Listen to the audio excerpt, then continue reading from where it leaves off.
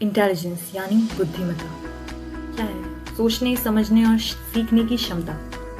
इससे पता चलता है कि कैसे एक इंडिविजुअल दूसरे इंडिविजुअल से अलग है। सबसे पहले साइकोलॉजिस्ट जिन्होंने इस पे स्टडी की थी उनका नाम था अल्फ्रेड बिनेट। उन्होंने इसको ऐसे डिफाइन किया, द एबिलिटी टू जज well, understand well and reason well. निर्णय लेने की, समझने की और तर्क करने की क्षमता। आगे जाके वेशलर्स एक और साइकोलॉजिस्ट थे, उन्होंने अलग डेफिनेशन दी जिसमें उन्होंने कहा कि ये एक ग्लोबल एंड एग्रीगेट कैपेसिटी है टू इंडिविजुअल की to think rationally, act purposefully and to deal with his और हर एनवायरनमेंट इफेक्टिवली। यानी बेसिकली अडेप्ट कर लेते हैं इंडिविजुअल, ऐसे इन्होंने डिफाइन किया इसको। आगे जाके और साइकोलॉजिस्ट जैसे गार्डनर एंड स्टर्नबर्ग ने कहा कि जो इंटेलिजेंट इंडिविजुअल होता है वो अपने इन्वायरमेंट में सिर्फ अडेप्ट नहीं करता, वो उसको मॉडिफाई भी करता है।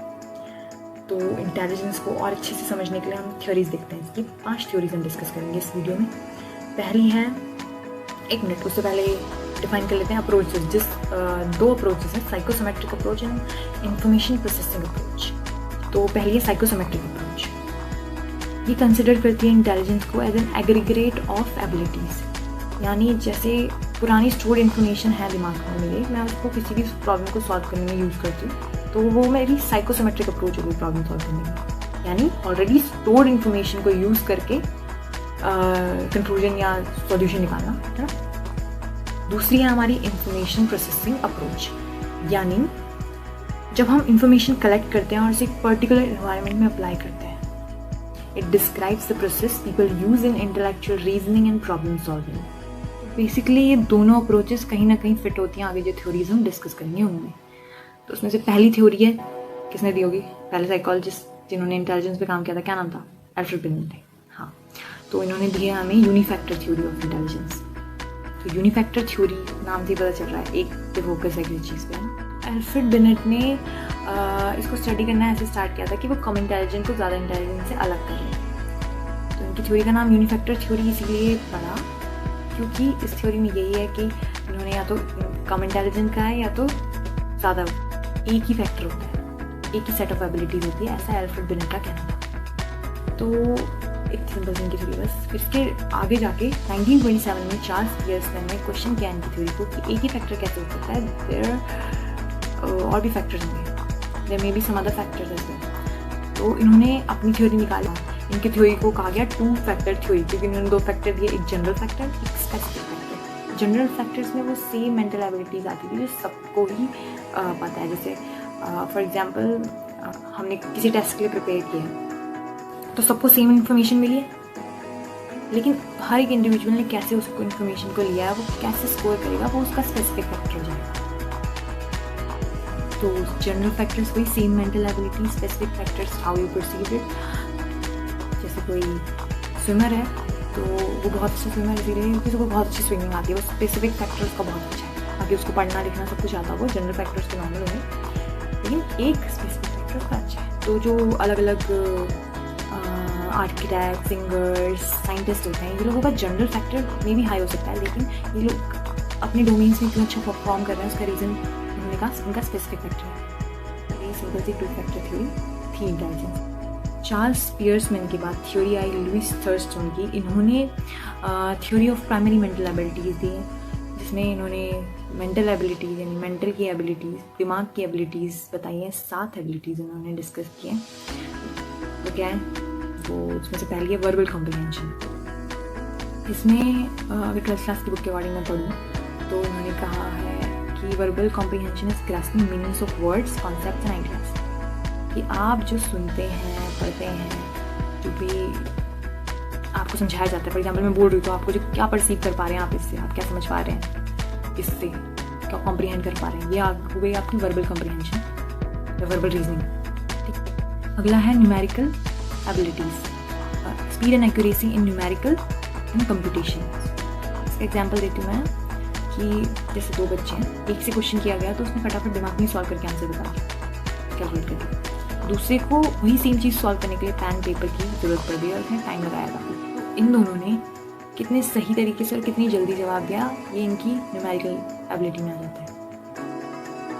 तीसरा है स्पेशल रिलेशन। इसमें आता है कि आप किस चीज़ को कितना विजुअलाइज कर सकते हो, किसी पैटर्न को, ड्राइंग को। अगर आपको आर्किटेक्चर या डिज़ाइनिंग में जाना है तो आपको विजुअलाइज करना पड़ेगा चीज़ों को, कैसे ऐसे ऐसे होगा तो भी ऐसे बनेगा, ऐसे ऐसे करके, ऐसे ये चेंजेस करके मैं ये डिज़ाइन क्रिएट कर सकता हूँ। तो आपकी भी जो विजुअल रीजनिंग है ना, ये आती है स्पेशल रिलेशन।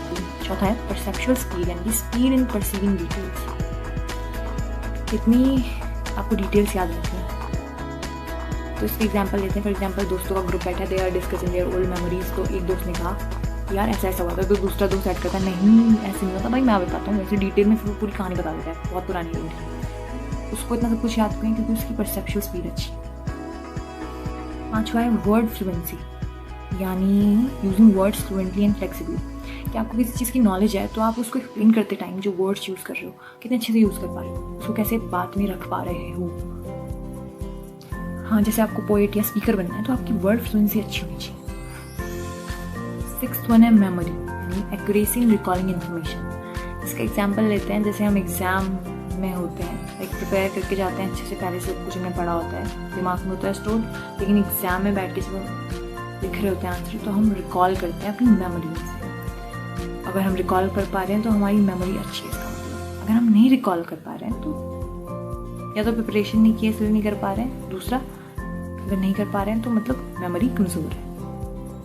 ये वही मेमोरी। लास्ट है इंडक्टिव रीजनिंग, यानी deriving general rules from presented facts.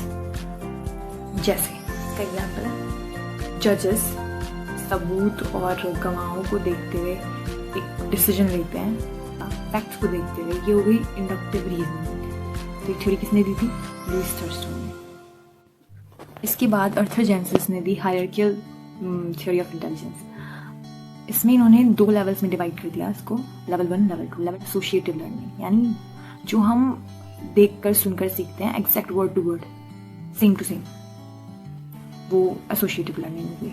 दूसरा लेवल 2 में आए कॉग्निटिव कॉम्पिटेंस, जो हम सुना, हमने दिमाग में स्टोर किया, उसके बाद प्रोसेस किया और उसके बाद जो मॉडिफाई करके हम सीखते हैं वो कॉग्निटिव कॉम्पिटेंस में आ गया। फॉर एग्जाम्पल, एसोसिएटिव लर्निंग में वो आ गया जो मैंने बुक टू बुक पढ़ के बता दिया, सेम टू सेम, एक्जैक्टली रट्टा मारना।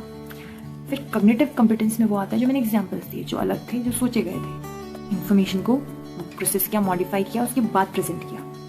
तो ये सिंपल सी इनकी थ्योरी थी जो किसने दी थी?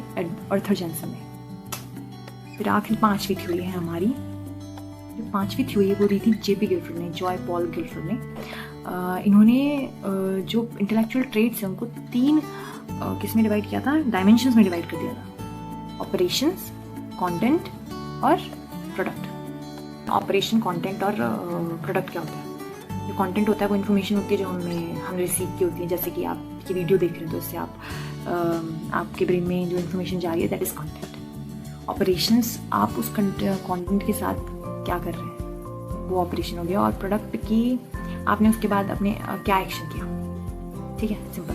कंटेंट जो हम इंफॉर्मेशन रिसीव कर रहे हैं, ऑपरेशन जो आप उसको मॉडिफाई कर रहे हैं, बढ़ा रहे हैं, रिटेन कर रहे हैं, कुछ नया क्रिएट कर रहे हो उससे, वो ऑपरेशन हो गया। प्रोडक्ट में एग्जांपल ले लेंगे, जैसे आपने ये वीडियो देखा और दिमाग में आपको थोड़ा कुछ आया, फिर आपने नोट्स बनाए, नोट्स बनाना प्रोडक्ट बना गया, ठीक है। तो इस मॉडल में 6x5x6 कैटेगरीज आती हैं। जो मॉडल है उसमें टोटल 180 सेल्स होते हैं।